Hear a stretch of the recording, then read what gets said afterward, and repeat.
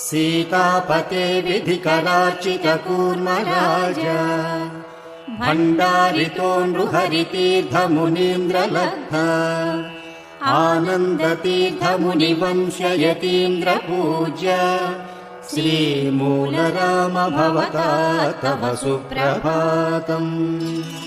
सीतापते विधिकरार्चितकूर्मराज भण्डारितो नृहरितीर्थमुनीन्द्रलब्ध आनन्दतीर्थमुनिवंशयतीन्द्रपूज्य श्रीमूलराम भवता तव सुप्रभातम्। श्रीरामदूत हनुमान् यदुनाथदास श्रीभीमसेन वररौप्यपुरावतार श्रीव्यासहृत्प्रियतमामितशुद्धबुद्धे श्रीमध्वराज भवता तव सुप्रभातम्। ब्रह्माज्ञयादितिकुले बहुदोषपूर्णे जातोऽपि भक्तिभरितो भुवनं समस्तम् योऽपि हनोति विशदाम्बरशङ्कुकर्णा श्रीराघवेन्द्र भवता तव सुप्रभातम्। दैत्येश्वरं हरिविरोधि हिरण्यकन्तम् योनिनयो हरिपदं पितरं स्वभक्त्या प्रह्लादमर्त्य हरिसम्भवकारणात्मन् श्रीराघवेन्द्र भवता तव सुप्रभातम्। सोमान्वयोद्भव समस्तसुराजमौले भूभारसंहरणतोषित कृष्णमूर्ते बाह्लीकराज बहुराज सुधर्मधामन् श्रीराघवेन्द्र भवता तव सुप्रभातम्। श्रीकृष्णदेव नृपतिः सकलं स्वराज्यम् यस्मै स्वमप्यमलयार्पयदात्मभक्त्या श्रीव्यासराज विदुषां वरदिव्यमूर्ते श्रीराघवेन्द्र भवता तव सुप्रभातम्। श्रीमूलरामपदपङ्कजलोलभृङ्ग श्रीपूर्णबोधमतरम्यसुधाब्धिचन्द्र श्रीगौतमान्वयविभासक भव्यसूर्य श्रीराघवेन्द्र भवता तव सुप्रभातम्। स्वीयान् समस्तनिगमान् प्रविलोक्य सूक्ष्मे सद्भाट्टसङ्ग्रहविषेयदुवर्यवक्त्रे श्रीजैमिनिर्यमभिपूजयतेति मोदात् श्रीराघवेन्द्र भवता तव सुप्रभातम्। स्पष्टार्थकैरनतिविस्तृतसूक्ष्मवाक्यैः सूत्रार्थभासकमवेक्ष्य च तन्त्रदीपम् व्यासो यशोभिरभिपूरयते सदायम् श्रीराघवेन्द्र भवता तव सुप्रभातम्। स्वस्वीयशास्त्रगतमर्थमतोऽधिकम् च दृष्ट्या यदीयकृतिषु प्रणयाति नम्राः अर्चन्ति पाणिनिमुखाय मगाधबोधाः श्रीराघवेन्द्र भवता तव सुप्रभातम्। रम्या सुधा परिमलोल्लसिता चकासे सच्चन्द्रिकापि शुशुभे विलसत्प्रकाश टीकाश्चले सुरमितैः स्फुटभावदीपैः श्रीराघवेन्द्र भवता तव सुप्रभातम्। रम्यार्धरत्नपरिभूषित सर्वगात्री सर्वाश्रुती स्वशिरसा सहितेन्दिरायम् आरोप्य रक्षति सदा निगमान्तराज्ये श्रीराघवेन्द्र भवता तव सुप्रभातम्। श्रीवेङ्कटार्यवरतिम्मणगोपिकाम्बा दम्पत्यनुत्तमतपः फलवैणिकाग्र्या दारिद्र्यदुःखभयभञ्जन पुण्यमूर्ते श्रीराघवेन्द्र भवता तव सुप्रभातम् आनन्दतीर्थ जयतीर्थ कवीन्द्रतीर्थाः श्रीरामचन्द्र विभुदेन्द्र जयेन्द्र तीर्थाः आशीषतम् प्रददतः स्पृहयन्ति तस्मै श्रीराघवेन्द्र भवता तव सुप्रभातम् वादीन्द्रतीर्थसुमतीन्द्रमुखास्तुवन्ति कर्मम् दिनो गुरुगुणस्तवनैरुदारैः त्वाम् पश्यताननुगृहाण दयार्द्रदृष्ट्या श्रीराघवेन्द्र भवता तव सुप्रभातम् गार्हस्थ्यमुत्तममयाचितलब्धवृत्त्या कष्टेन योनिरवहोह्वदुनाश्रितान् स्वान् सर्वेष्टलाभपरिपुष्टतनून् करोषि श्रीराघवेन्द्र भवता तव सुप्रभातम् श्रीमत्सुधीन्द्रवरयोगि सरस्वतीभ्याम् सम्प्रेरितो यतिवरद्भूर्बहुनाश्रमेण मन्त्रान् जपस्यनुदिनम् जगतीम् पुनासि श्रीराघवेन्द्र भवता तव सुप्रभातम् गङ्गादिपुण्यसरितः प्रणयाति बद्धाः सद्रत्नहेमजलकुम्भशतैरिदानीम् त्वाम् स्नापयन्ति विधिवत्यजयोगनिद्राम् श्रीराघवेन्द्र भवता तव सुप्रभातम् मन्दारपुष्पदधिकुङ्कुममुख्यवस्तु प्रत्यर्घमङ्गलकरम् वनितामुनीनाम् नीराजनम् विदधतेऽद्यसुरत्नदीपैः श्रीराघवेन्द्र भवता तव सुप्रभातम् एते च कश्यपमुखा मुनयः श्रुतिस्रैः आशीर्वचोभिरधुना श्लिषमर्पयन्ति लब्ध्वा श्लिषम् वरमधार्धिजनाय दद्याः श्रीराघवेन्द्र भवता तव सुप्रभातम् एते नृपा धनचयम् बहुवाहनस्थम् आनीय दर्शनकृते बहिरावसन्ति तान् पालयाद्य कृपया निरपेक्षयोगीन् श्रीराघवेन्द्र भवता तव सुप्रभातम् एषा समस्तजनता पररात्रकाले सीतार्थितापि दधती वसनम् जलार्द्रम् त्वाम् सेवतेध परिपूरय तत्तदिष्टम् श्रीराघवेन्द्र भवता तव सुप्रभातम् श्रीमूलराम जय दिग्विजयाख्य रामान् वैकुण्ठवासमधपूजयितुम् समेहि सर्वेऽप्यमी विधिकरा विहितात्मकृत्याः श्रीराघवेन्द्र भवता तव सुप्रभातम् धन्या इमे तव गुणस्तवनैरसङ्ख्यैः कण्ठोद्गतैर्दश दिशामशुभम् हरन्ति शृण्वन्ति देवसुजनानतकन्धरेण श्रीराघवेन्द्र भवता तव सुप्रभातम् छात्रा इमे परिमलादिनिबन्धपाठ्या भागावलोकनकृतः पठनाय सज्जाः उत्तिष्ठ पाठय सुधा मधुरारवेण श्रीराघवेन्द्र भवता तव सुप्रभातम् शास्त्रेषु पूर्णदिशना अपि पण्डितास्ते द्वारासते स्वबहु संशययापनाय उत्तिष्ठ छिन्दि हृदयस्थित संशयांस्तान् श्रीराघवेन्द्र भवता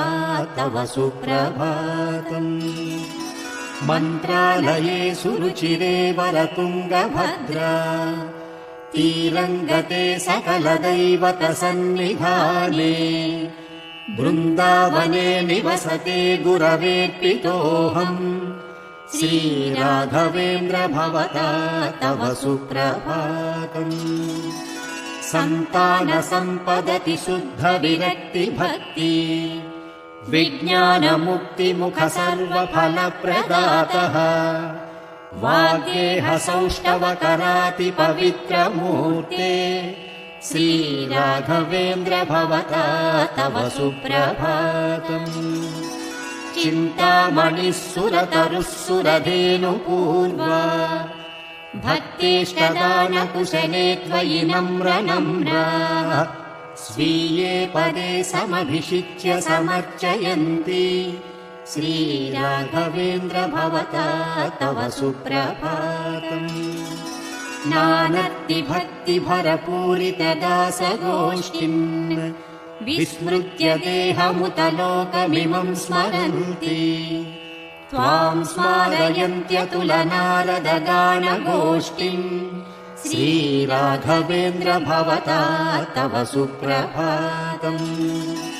खञ्जोऽपि धावति जडः कवितां विधत्ते मूकोऽपि वक्ति बहु पश्यति सर्वमन्धः येडः शृणोति कृपया तव पश्य लीलाम् श्रीराघवेन्द्र भवता तव सुप्रभातम्। वृन्दावनेषु जगतीतलमध्यगेषु सर्वेषु सन्निहितया बहुरम्यमूर्त्या सर्वेष्टमाकलय सन्त्यज भूमिशय्या श्रीराघवेन्द्र भवता तव सुप्रभातम्।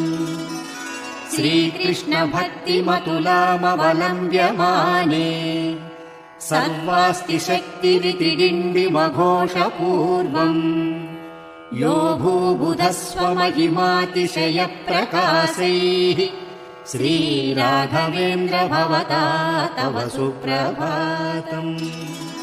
त्वां त्वत्समं स्वसदृशं भवतः प्रभावम् दृष्ट्वा जहाति जनता खलु नास्तिकत्वम् आस्तिक्यवर्धन जगद्गुरुवर्य भूमान् श्रीराघवेन्द्र भवता तव सुप्रभातम्।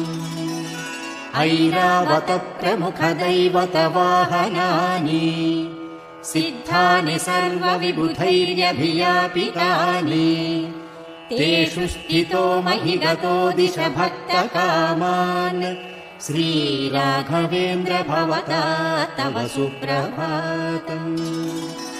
एतेति भक्तिभरिताः सुजयेन्द्र तीर्था बृन्दावनोद्भव समात्रिशते महेऽस्मिन् अञ्चन्ति हेमकवचेन गुरो समेहि श्रीराघवेन्द्र भवता तव सुप्रभातम्। श्रीराघवेन्द्र भवता तव सुप्रभातम्। तत्सुप्रभातपठनस्य सुखं प्रभातम् भूयात् त्वदीय कृपया मम सुप्रभातम्। त्वत्सुप्रभातकवनस्य च सुप्रभातम्। श्रीराघवेन्द्र भवता तव सुप्रभातम्। तत्सुप्रभातपठनस्य सुखं प्रभातम् भूयात् त्वदीय कृपया मम सुप्रभातम्। त्वत्सुप्रभातकवनस्य च सुप्रभातम्। यो नो धृतः पापकूपा लक्ष्मीनारायणाभिधः अञ्जाम्यहमुपाध्यायः सुप्रभातेन तं गुरुम्।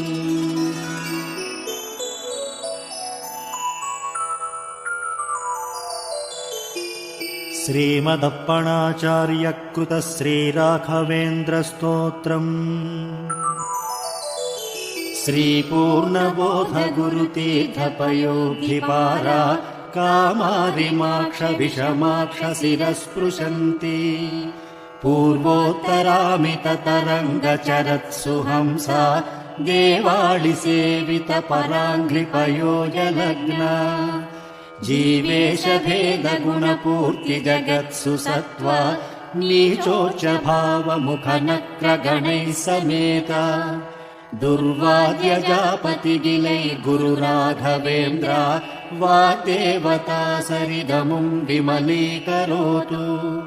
श्रीराघवेन्द्रः सकलप्रदाता स्वपादकञ्जद्वयभक्तिमध्यः अघातिसम्भेदनदृष्टिवज्रः क्षमासुरेन्द्रोऽवतु मां सदायम्। श्रीराघवेन्द्रो हरिपादकञ्ज निषेवणाल्लब्धसमस्तसम्पत् देवस्वभावो दिविजद्रुमोऽयम् इष्टप्रदो मे सततं स भूयात्।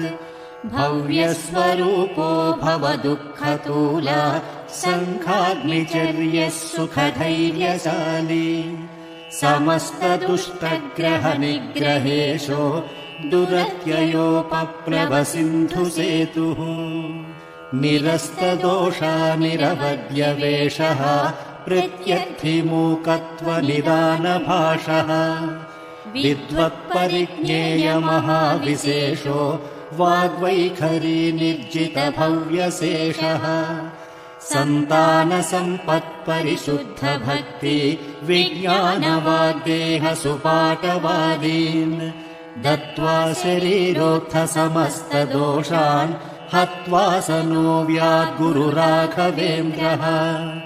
यत्पादोदकसञ्चयः सुरनदीमुख्यापगासादिता सङ्ख्यानुत्तमपुण्यसङ्घविलसत्प्रख्यातपुण्यावहः दुष्टापत्रयनाशनो भुवि महावन्द्यासुपुत्रप्रदो व्यङ्गस्वङ्गसमृद्धिदो ग्रहमहापापावहस्तं श्रये। यत्पादकञ्जरजसा परिभूषिताङ्गाः यत्पादपद्ममधुपायितमानसाये यत्पादपद्मपरिकीर्तनजीर्णवाचः तद्दर्शनं दुरितकाननदावभूतम्।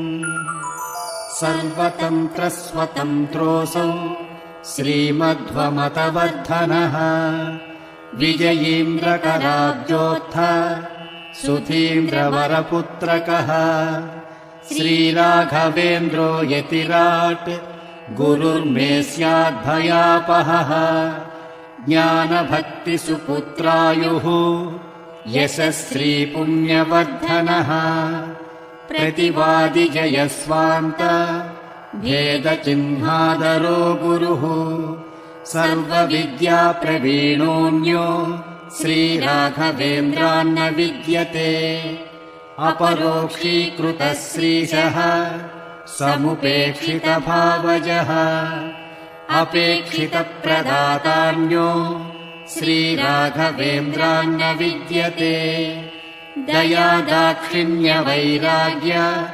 वाक्पाटवमुखाङ्कितः शापानुग्रहशक्तोऽन्यो श्रीराघवेन्द्रान्न विद्यते अज्ञानविस्मृतिभ्रान्ति संशयापस्मृतिक्षयाः तन्द्राकम्पवचः कौन्थ्य मुखा ये चेन्द्रियोद्भवाः दोषास्ते नाशमायान्ति राघवेन्द्रप्रसादतः श्रीराघवेन्द्राय नमः इत्यष्टाक्षरमन्त्रतः जपिताद्भावितान्नित्यम् इष्टार्थ्यास्युर्न संशयः हन्तु नः कायजान् दोषान् आत्मात्मीयसमुद्भवान् सर्वानपि पुमर्थांश्च ददातु गुरुरात्मवित्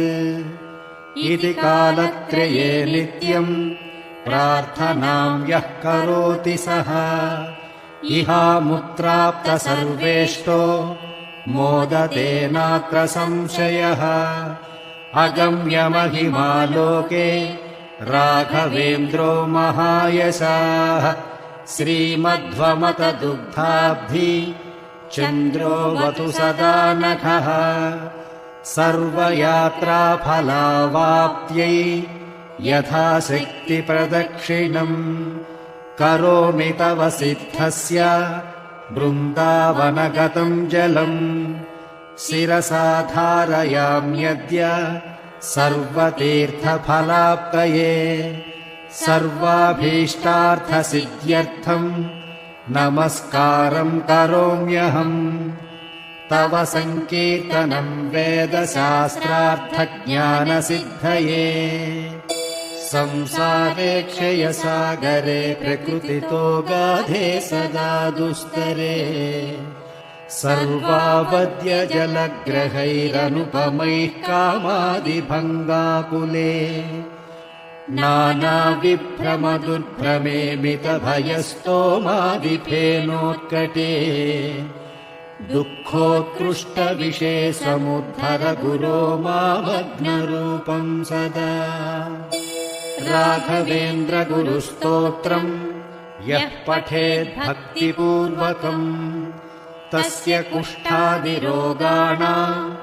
निवृत्तिस्त्वरया भवेत् अन्धोऽपि दिव्यदृष्टिः स्यात् एढमूकोऽपि वाक्पतिः पूर्णायुः पूर्णसम्पत्तिः स्तोत्रस्यास्य जपाद्भवेत् यः पिबेज्जलमेतेन स्तोत्रेणैवाभिमन्त्रितम् तस्य कुक्षिगता दोषाः सर्वे नश्यन्ति तत्क्षणात् यद्वृन्दावनमासाद्य पङ्गुः खञ्जोऽपि वा जनः स्तोत्रेणानेन यः कुर्यात् प्रदक्षिणनमस्कृतिः स जङ्घालो भवेदेव गुरुराजप्रसादतः